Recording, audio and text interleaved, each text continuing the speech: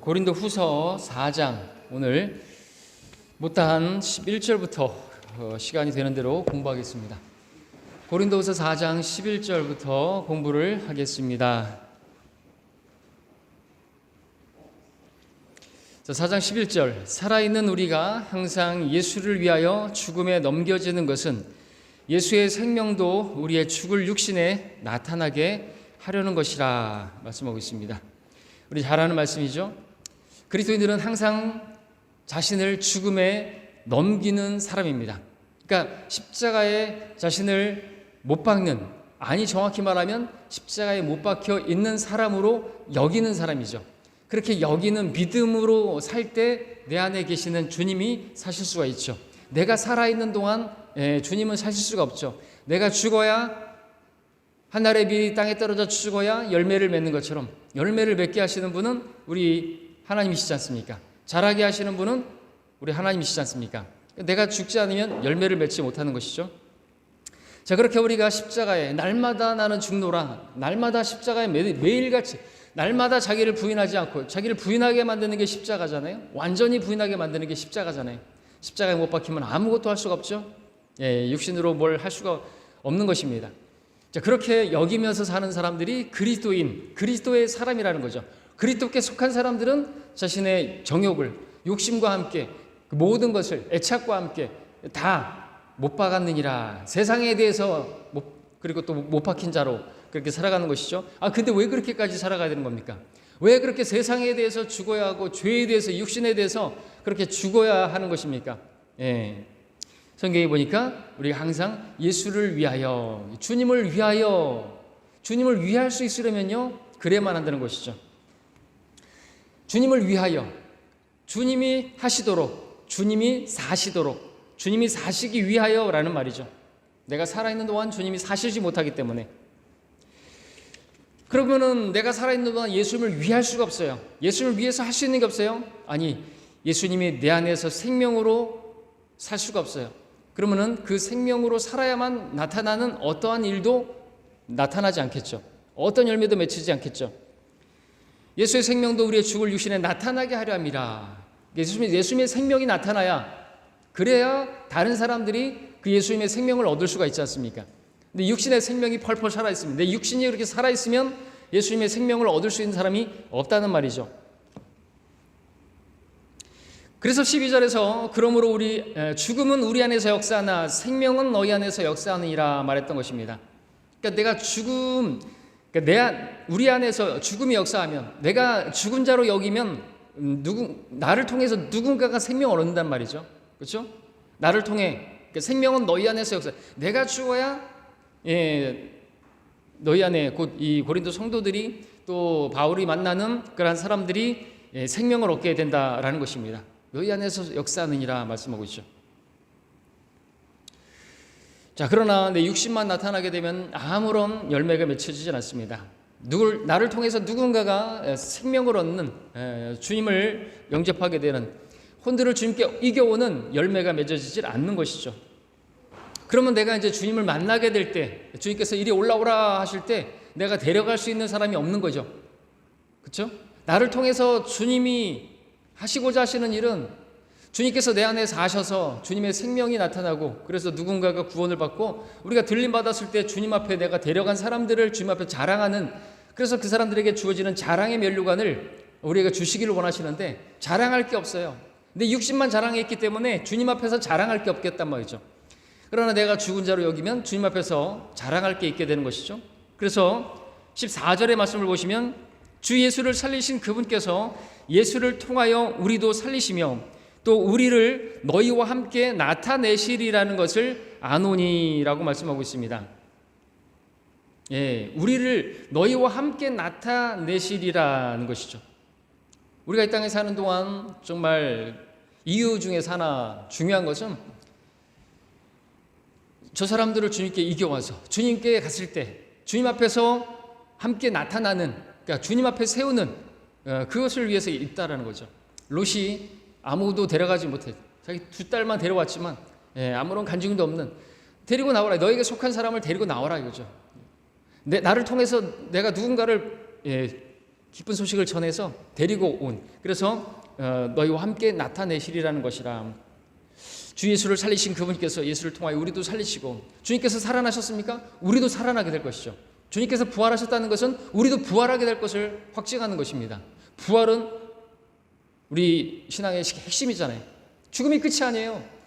이 땅에서 삶 잠깐입니다. 안개와 같은 것입니다. 그러나 그 뒤에 영원이 시작되는데, 그 영원을 위해서, 영원한 영광과 함께 구원을 얻기 위해서 우리가 무엇을 합니까? 날마다 십자가를 지는 것이죠. 이 땅에서의 삶의 풍요로움을 위해서가 아니라 저 하늘에서 영광을 위해서 이 땅에서 날마다 나간 죽은 자로 여기고 살아가는, 그럴 때 예수님의 생명이 나를 통해서 나타나게 되고 누군가가 생명을 얻게 되고, 주님께서 나를 부르셨을 때 주님 앞에 내가 세울 사람들, 그리고 주님 앞에 내가 자랑할 사람들, 우리를 너희와 함께 나타내시리라는 것이라. 그렇게 나타나는 그런 사람들, 주님 앞에 세운 사람들이 있을 때 주님께서 면류관을 씌워주시는 것이죠. 자랑의 면류관, 기쁨의 면류관 주시는 것입니다. 그게 없으면, 육신으로만 살면은 아무런 면류관을 얻지 못하는 거죠. 그래서 자기를 부인하지 않고 십자가를 지지 않으면 합당치 않다. 하나님 나라에 합당치가 않은 것입니다. 영광스러운 왕국에서 통치하는데 합당치가 않은 것입니다. 그렇게 육신을 위해서 살았니? 그리스도 심판석에서 나무나 짚이나 구루터기 다 죽어버린 그것을 상징하는 그 죽은 육신을 위해서 이 시체 심부름이나 하며 살면서 먹고 마시고 보고 즐기고 눈과 귀와 입과 코를 즐겁게 하기 위해서 살았던 삶은 아무것도 남는 게 없는 것이죠. 그렇죠? 그것은 마치 에서와 같이 팥죽 한 그릇을 위해서 장자권을 포기한 삶과 마찬가지인 것입니다. 나에게도 축복을 주소서, 나에게도 없어요. 기회는 지나갔습니다. 그렇게 후회하지 않고 그렇게 울며 이를 가는 지옥에서의 그 고통은 아니지만, 우리가 울면서 그렇게 후회하지 않으려면 이 육신을 위해서 사는 삶을 끝내야 하는 거죠. 예수님을 위해서 죽음에 나 자신을 계속해서 넘겨줘야 되는 거죠. 이놈의 육신이 문제인가요? 육신이 펄펄 살면요 아무런 열매가 없습니다. 욕심을 부리고 그저 그냥 자기의 육체를 만족시키기 위해서 살아가는 삶이죠. 자, 13절의 말씀을 보게 되면, 그래서 똑같은 믿음의 영을 가졌기에 기록된 바 내가 믿었으므로 말하노라 한 것과 같이 우리도 역시 믿음으로 말하노라 말씀하고 있습니다. 자, 그렇게 말하면서 말한 것이 주 예수를 살리신 그분께서 예수를 통하여 우리도 살리시며 라고 말하고 있죠. 믿음으로 말한다 이거죠. 예수님께서 살리신 그분이 우리도 살릴 것이다. 믿음의 영을 가졌기 때문에, 믿었기 때문에 말하는 것이죠. 나는 부활하게 될 것이다. 나는 영혼을 사게 될 것이다. 믿은 사람들은 그렇게 말할 수 있겠죠. 믿지 않은 사람들은 말할 수 없겠죠.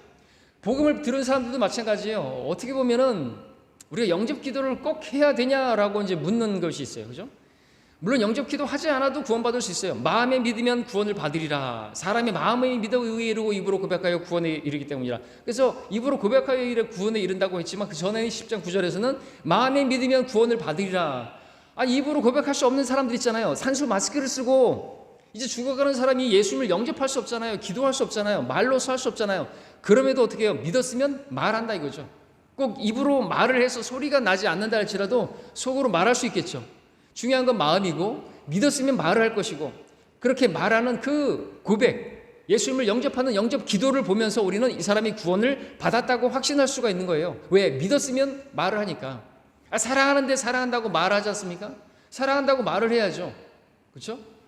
그러니까 주님 나를 구원해 주십시오 라는 영접이 있어야 되는 거예요. 복음은 깨닫는 게 아닙니다. 그렇구나, 예수님이 내 모든 죄를 다 가져가셨구나, 내 모든 죄값을 치르셨구나. 알면 뭐 할 거예요? 아는 사람 많아요. 그래, 그것을 내가 받아들여야죠. 마음에 믿어야죠. 믿었다면 입으로 고백해야죠. 주님, 저 같은 죄인을 구원해 주십시오. 이 불쌍한 죄인, 스스로 구원받을 수 없는 저를 구원해 주십시오 라고 하나님께 말씀을 드려야죠. 물에 빠진 사람 어떻게 해야 돼요? 저를 구해 주세요. 베드로와 같이 주여 나를 구해 주소서 말을 해야 되는 거죠. 주님 저기 계시네? 나를 구해 주실 거야. 나를 구원해 주시기에 충분하신 분이야. 그리고 주여 나를 구해달라고 말을 하지 않으면 주님께서 안 구해 주시죠. 구하는 자에게 하나님께서 주시는 분이잖아요. 구하라고 말씀하시는 거예요. 기도 안 해요. 영접 기도 안 해요. 구원파는 그냥 깨달아지는 것, 그냥 이해가 되고 풀어지는 것, 그게 구원이 아닌 거잖아요. 그죠? 영접을 해야 되는 거예요. 내 의지를 사용해서 내 자유의지를 가지고 예수님을 영접해야지 그게 구원이라는 것이죠. 내가 믿었음으로 말하노라는 말씀을 우리가 조금 더 그래서 살펴보았던 것입니다. 믿음으로 말한다. 여기서 내용은 예수님께서 살리신 그것이 이제 사실이죠. 예수님께서 살아나신 것이 사실이죠. 예수님께서 이 땅에 오신 것 사실이죠. 역사가 그것을 증명하자. 팩트잖아요. 히스토리, 그분의 이야기죠. 하나님 이야기 속 예수님이 오신 이야기, 그분이 이 땅에 오신 지 2022년이라는 달력을 쓰고 있어요. 전 세계가 그 달력을 쓰고 있어요. 역사의 중심에는 예수님의 오심이 있단 말이죠. 예수님이 오시기 전 BC와 오신 후에 AD로 나눠지고 있어요. 이거보다 명백한 사실이 어디 있어요? 이 사실을 믿는 게 이상한 건가요? 저 예수님 믿는 사람들 또라이라 그러면 말이 안 되는 거죠. 저기들은 예수님의 탄생을 기점으로 한 달력을 쓰고 있는데 뭘 쓰더라도 무슨 결제를 하더라도 거기 뭐라고 있어요? 2022년 5월 며칠 딱 예수님께서 오신 지 몇 년, 몇 월, 며칠 그것을 딱 쓰고 있잖아요. 모를 수가 없단 말이죠. 왜 이 역사에 이 달력을 쓰게 하셨을까요? 누구도 부인 못하는 거예요. 한번 생각해 보라는 것이죠. 왜 2022년인지 대학을 나온 사람도 몰라요. 멍청한 거죠. 헛똑똑이들이죠. 왜 2022년인지 그게 무엇을 의미하는지 모른단 말이죠. 눈이 가려진 것이죠. 믿지 않는 저들의 마음을 어둡게 해서 마귀가 눈을 가려버리니까 그냥 살아가는 거예요. 그냥 눈앞에 있는 목전에 있는 기쁨만을 위해서 살아가는 거죠. 무엇을 먹을까 마실까 그것만 보고 살아가는 거죠. 안타까운 것이죠. 우리 눈을 열어주셨습니다. 수건이 벗겨졌습니다.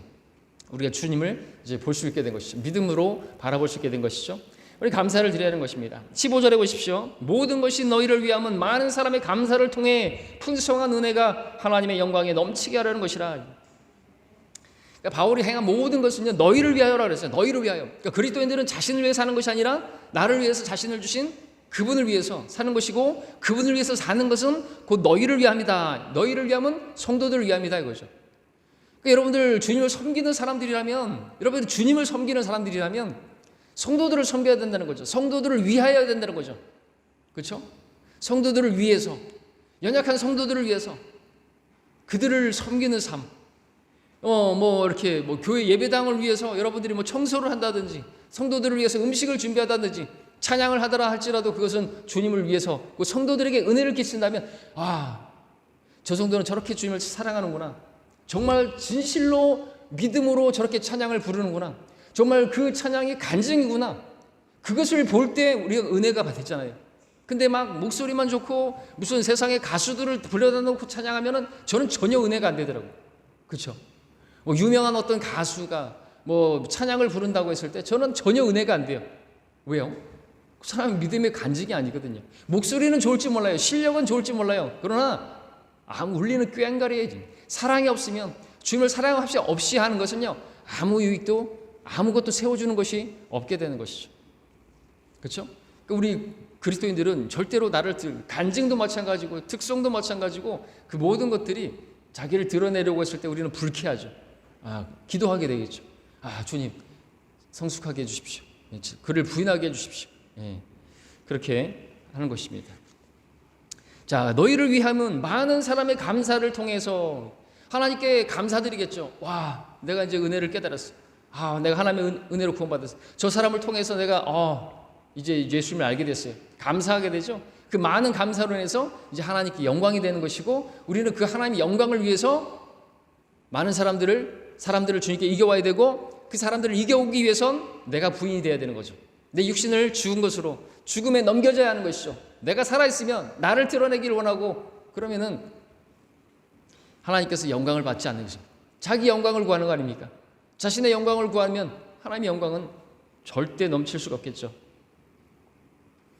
16절에서 그래서 그러나 이런 까닭에 우리가 낙심하지 아니하노라. 오히려 우리의 겉사람은 썩어질지라도 우리의 속사람은 날마다 새로워지나니 이랬어요. 이런 까닭에 내 겉사람은 어떻게 돼도 상관없다 이거죠. 내 육신의 어떤 자랑거리 이런 건 필요 없다 이거죠. 썩어져 가고 있어요. 어차피 늙어가고 있습니다. 이제 늙어가는데 열역학 제2법칙에 따라서 그냥 사람은 태어나면서부터 세포가 계속 분열해서 죽음으로 가는 거예요. 그렇죠? 계속해서 분열합니다. 죽음으로 가는 거예요. 태어나자마자 사망으로 향하는 거예요. 그러나 우리가 낙심하지 않는 것은 이게 이 생의 삶이 끝이 아니다 이거죠. 우리 안에 속사람은 날마다 새로워지는 것이고 주님 오실 때 우리 안에 계신 주님께서 이제 내 안에 주님이 계시다라는 사실이 이제 드러나게 되죠. 실제로 우리의 모습까지도 하나님의 아들과 정확한 형상으로 변모될 것이고, 내 안에 계신 그분께서 완전히 나를 이제, 나는 감춰져 버리고 내가 이제 사라져 버리고 주님의 형상으로 변모되어져서 우리가 들림받게 되는 것입니다. 자, 우리 몸이 아무리 썩어짐으로 갈지라도 우리의 속사람은 날마다 새로워진다 말하고 있습니다. 새 사람은 날마다 그렇게 새로워지는 것이죠. 자, 그러기 위해서 우리가 하나님 말씀을 읽어야 하는 것이고 기도해야 되는 것이고, 그랬을 때 실제로 교제할 때 실제적으로 그렇게 새로워지는 것을 경험하게 되는 거죠. 예. 하나님 말씀을 읽고 깨달았을 때 우리는 새로움을 경험하잖아요. 그죠? 그리고 낙심하는 것이, 낙심되는 일이 있다 할지라도 내 어떤 뭐 신경통이라든지 내 신경 쓸 많은 일들이 있고 몸이 아프고 그렇다, 이 육신은 정말로 그렇게 약하고 썩어질지라도 하나님과 교제함을 통해서 우리는 새 힘을 얻게 되고 독수리에게 힘을 얻게 되고, 젊은이들일지라도 피곤할지라도 우리는 젊은이 못지않은 그런 힘을 얻게 되고 새로워지는 거잖아요. 이러한 새로움을 얻게 되는 거죠. 그런 실제적인 그러한 경험을 어떻게 해요? 주님과 교제를 통해서 얻게 되는 것이죠. 그래서 하나님의 말씀을 읽어야 되는 거고, 하나님의 말씀을 들어야 한다는 것이죠. 그리고 그렇게 믿는다면, 믿음으로 우리가 고백한다면 우리는 확신 있게 난 낙심하지 않는다. 내가 되는 일이 하나도 없고, 뭐가 외양간에 소떼가 없고 올리브나무에 열매가 없고 무화과 나무가 다 망해도 나는 기뻐한다 이거죠. 그렇게 말할 수 있는 사람이 그리스도인들이고 그런 사람들인 것입니다. 17절에서 우리가 잠시 받는 가벼운 환난이 우리를 위하여 훨씬 뛰어난 영원한 영광의 비중을 이루어가기 때문이라 말씀하고 있습니다. 놀랍죠? 사도 바울은 잠시 받는 가벼운 환난이라고 말하고 있지만, 우리 고린도후서 11장에 보면 그가 받은 환난은 정말 가벼운 게 아니었어요. 엄청난 것이죠. 우리 함께 11장 잠깐 보고 올까요?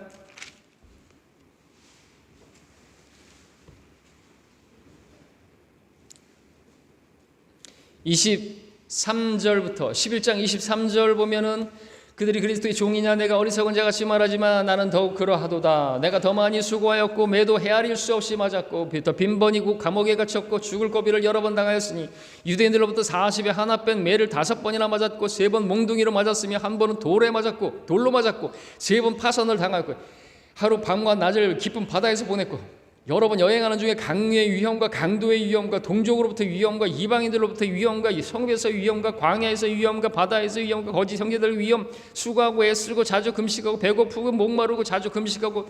아이고 참, 왜 이렇게 살았어요? 왜 이렇게 살았어요? 이건 정말 인생이 아니잖아요. 주를 위해서 살은 것이죠. 영원을 위해서 살은 것이죠. 하나님 영광을 위해서 살았던 것이죠. 근데요, 이렇게 고생하는데, 여러분, 우리는 주님을 섬기다가 주님을 전하다가 뺨 한 번 만져본 적 없어야지, 그죠? 뺨 한 대 때리면은 이제 법이 좋아가지고 세상이 좋아가지고 우리가 들어 누우면은요 돈 벌고 그러잖아요.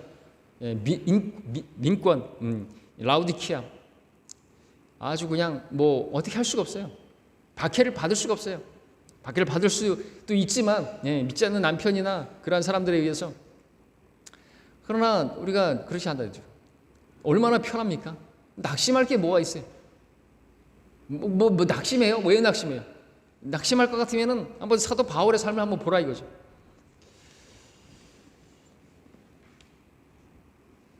자, 사도 바울은 히브리서 12장 4절에서 너희가 죄와 맞서서 싸우되 아직 피 흘리기까지 대항하지 않았다 그랬습니다. 자, 우리가 바울이 겪었던 것과 같은 환난을 우리가 경험한 사람은 없을 것입니다. 우리가 바울을 그러면 생각한다면 내 문제는 정말 문제도 아니다, 세 발의 피다, 그렇게 될 것이죠.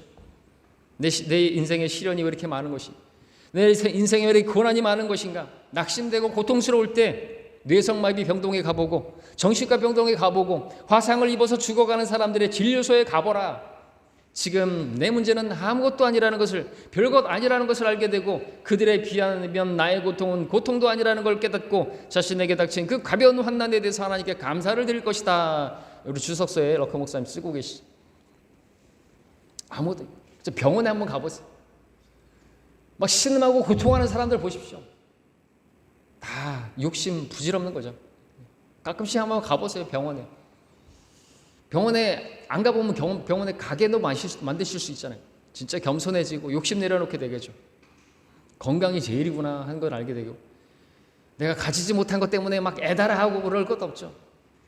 우리가 올 때 아무것도 가지고 온 것이 없는, 가지고 갈 수 없는 것이 분명하고 확실하다 그러는데 무엇을 그렇게 붙잡으려고 하는지 모르겠습니다.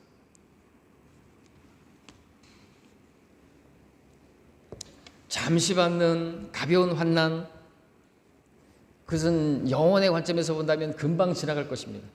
정말 우리가 변화될 때 눈 깜짝하는 순간에 그렇게 변모가 될 텐데, 우리의 그 모든 환난도 잠시예요. 잠시. 우리 생명이 뭐 잠시 잠깐 보이다가 사라지는 안개와 같은데, 그 날들이 뭐 환난만 계속 있는 것도 아닌데 얼마나 잠시겠습니까? 뭐에 비하면요, 영원에 비하면 잠시라는 것이, 영원이 선이 점들로 구성되어 있는데 그 선이라는 점, 보이지도 않는 그 작은 점에 해당하는 게 이 생에서의 삶이잖아요. 끝이 없는 선에, 그 선을 이루고 있는 작은 점들을, 그 작은 보이지도 않는 점에 해당하는 이 생의 생명에서의 그 작은 환난, 그게 별거라는 거죠. 그걸 생각한다면 아무것도 아니라는 거죠. 욥기에서 욥을 힘들게 했던 게 뭐죠? 그냥 욥의 고난이 그냥 3장에서 그냥 끝났다고 한다면 뭐 별것 아닐 것이에요. 그러나 32장까지 그렇게 이어진다면 이거는 문제가 다르죠. 욥의 고난이 하룻밤 끙끙 앓는, 코로나 걸려가지고 한 이틀 정도 끙끙 앓는, 그 정도라면 별일 아니겠지만 그것이 수년간 계속 이어진다고 한다면 이야기는 달라지는 것입니다. 고통의 시간이 우리에게 질질 끄는 것 같지만 사실 하나님께는요, 그것들이 천년도 하루 같은 우리 하나님께 본다면 아무것도 아닌 것입니다. 그래서 하나님은요, 되게 느긋하시다. 락커 목사님 주석에 쓰고 있어요. 하나님은 어떻게 무척 조급해 하시는 게 없다. 무척 뭐라고 표현했죠? 락커 목사님? 느긋하시다. 우리는 빨리 당장 해결해 주셔야 되는데 우리 혼자 급해요. 왜? 육신적이라. 조급해하고 지금 그게 되지 않으면 안 될 것 같고 빨리 해결해 주셔야 될 것 같고, 하나님은 전혀 급하신 게 없다. 급하신 게 없다 그랬죠? 급하신 게 없으세요. 느긋하세요. 왜? 천년도 하루같이. 하나님께는 아무것도 아닌 것입니다. 우리가 주님과 함께 한다면요, 어떤 일도 서두르지 않을 것이고 두려워하지 않을 것이고 평안 가운데 기다릴 것이고, 주님께서 하시는 일은 정확하시고 실수하지 않으시는 분이라고 믿는다면요, 우리는 주님의 시간표에 맡길 것입니다. 모든 염려를 다 주님께 맡기고 다 아뢰고 주님께서 정하신 때에 다 높이실 줄로 믿고 기다리는 거죠. 진짜 주님을 믿는다면. 히브리서 12장 10절에 보면 그들은 정녕 자기들이 옳다고 생각한 대로 며칠 동안 우리를 징계하였지만 이라고 말하고 있어요. 며칠 동안. 그러나 이 며칠 동안이 때로는 1년이 될 수도 있고 3년이 될 수 있고, 하나님의 징계가 어떤 경우에는 아주 평생이 될 수도 있습니다. 그래서 우리가 그동안에 오래도록 기도하고 또 기도하고 금식하고 또 금식하고, 그럼에도 하나님께서 응답하지 않는 것처럼 보일 때 어떻게 해야 되죠? 하나님을 원망하고 어찌하여 주께서는 나를 버리셨나이까. 이 고백은 주님께서 십자가상에서 하셨어요. 그래서 우리는 어찌하여 주님 나를 버리셨나이까 이렇게 말하면 안 돼요. 주님께서 버림당하심으로 우리를 얻으셨잖아요. 우리를 얻으셨는데 우리가 나를 왜 버리셨습니까? 이렇게 말하면 되죠. 우리는 주님께서 버림당하심으로 우리는 주님께 얻은 바 된 사람들이잖아요. 그러니까 어찌하여 나를 사랑하지 않으십니까? 이런 말하면 돼요. 내가 너를 사랑하는 증거, 세상을 이렇게 사랑하셔서, 우리를 이렇게 사랑하셔서 독생자를 주셨으니라고 말씀하시는데 어찌 나를 사랑하지 않느냐고 말하면 안 되겠죠? 자, 그러므로 그런 말을 하는 것이 아니라 그런 일을 대비해서 주님께서 우리에게 한 말씀을 주셨으니 그 말씀은 로마서 8장 28절이죠. 우리가 알거니와 하나님을 사랑하는 자들, 그분의 목적에 따라 부르심을 받은 자들에게는 모든 일이 합력하여 선을 이루느니라 말씀인 것입니다. 하나님께서는 선하신 분이죠. 그분께서 결국엔 이모저모 다 사용하셔서 선을 이루실 것이다. 이 일도 그냥 다 내가 내 눈에 보이기에 좋은 것들만, 선한 것들만 가지고 선을 이루시는 것이 아니다 이거죠. 모든 일이 합력해서 선을 이루신다라는 것입니다. 그렇기 때문에 우리는 당장에 일어난 일 놓고 조바심을 가질 것이 아니다라는 거죠. 성급해하고 조급해할 게 아니라는 거죠. 하나님은 느긋하시다.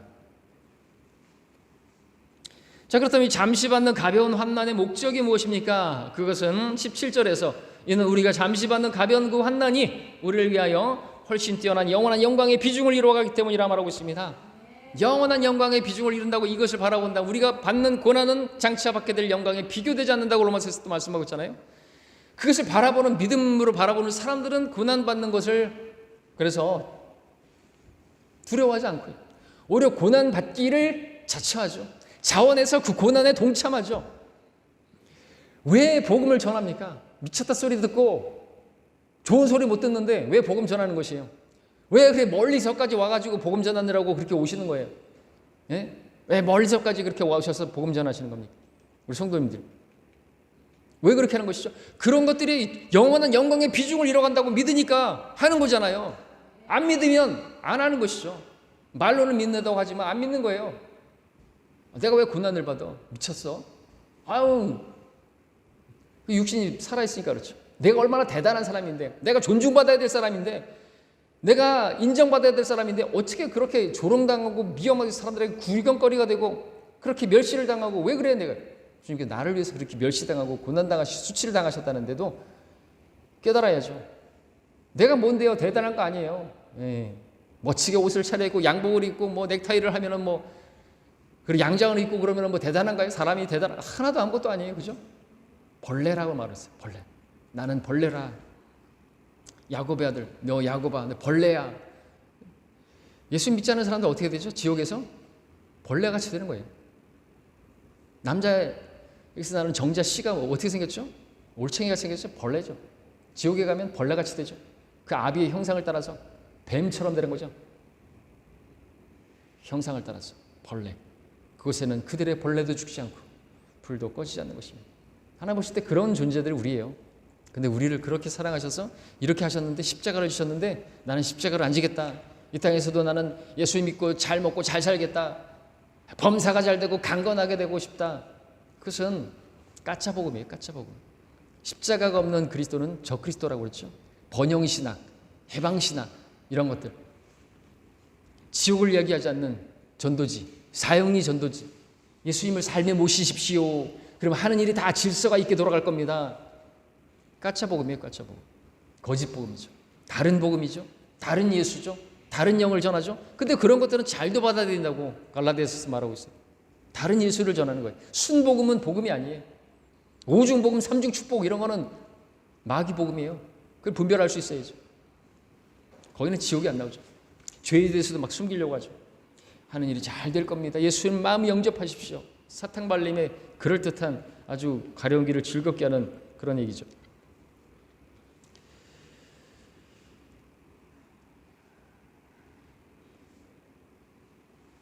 럭커 목사님의 그 글을 잠깐 거기서 인용하면, 잠시 받는 가벼운 환난, 우리를 위하여 영원한 영광을 비중을 이뤄간다는 이 말씀 앞에 영원을 위해서 살아야 된다는 말이죠. 그러면서 이런 말을 쓰고 있습니다. 럭커 목사님의 주석서를 읽겠습니다. 이 지상에서 일어나는 가장 끔찍한 비극은 남자든 여자든 영원히 지속될 것을 아무것도 해놓지 않으며 살다가 죽는 일이다. 그러려면 차라리 개가 되는 것이 낫다.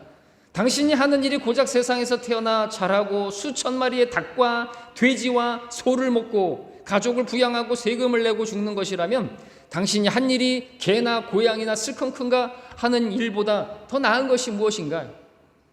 어떤 동물이든 먹고 자손을 낳고 죽는 날까지 가능한 편안하게 살려고 하지만 거기는 아무런 의미가 없다. 만일 인간이 어떤 영원한 것을 하지 않는다면 그의 인생은 살 가치가 없다고 말하고 있습니다. 그렇지 않습니까?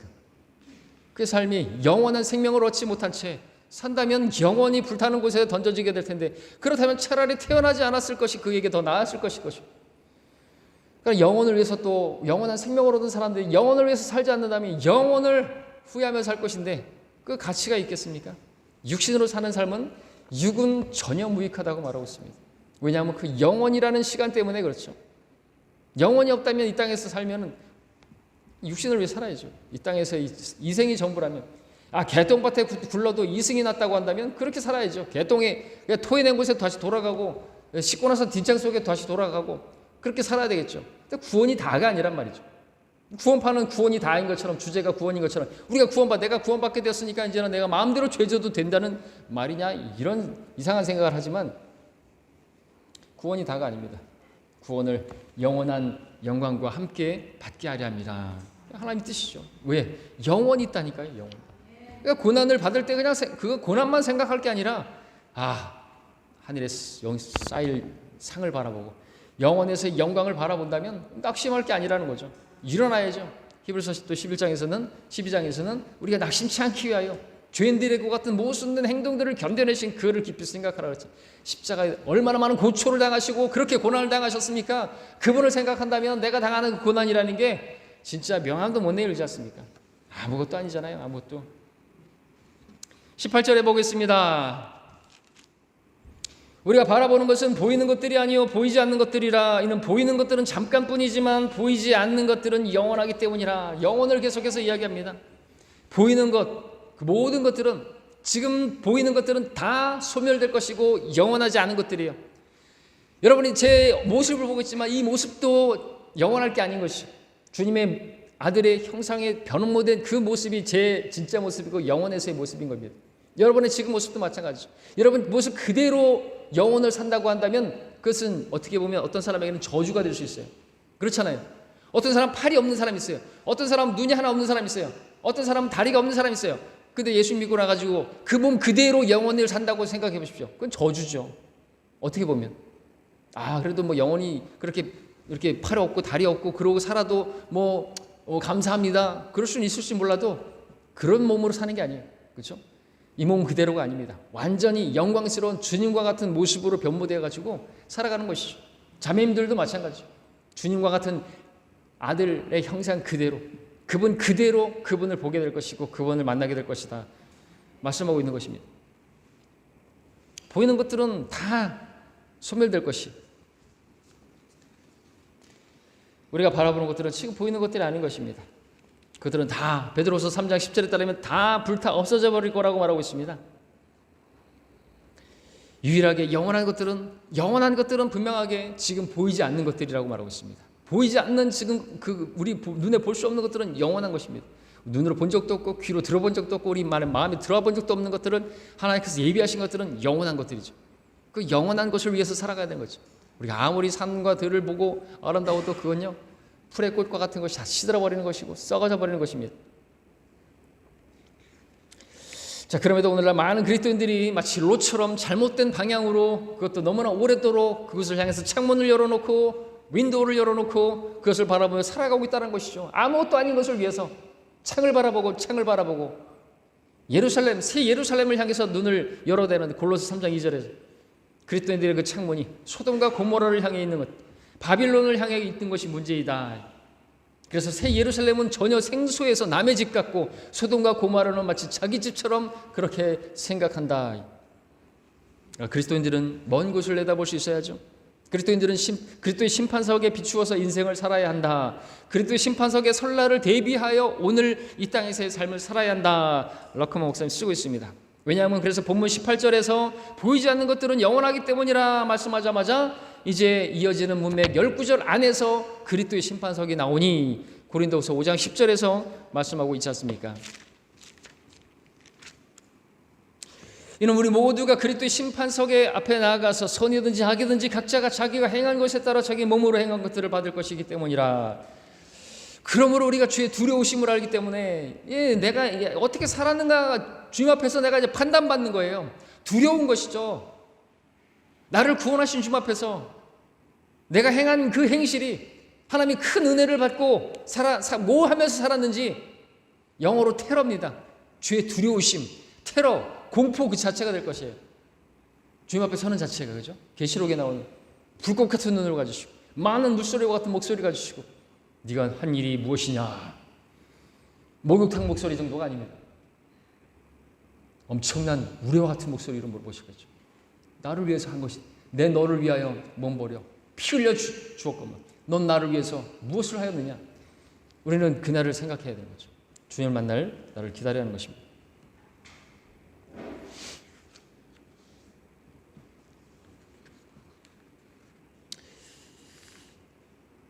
여기까지 하죠. 오늘 일찍 끝내겠습니다. 5장은 다음 시간에, 4장 오늘 마지막까지 했고요. 5장 1절부터 다음 시간에 공부하겠습니다.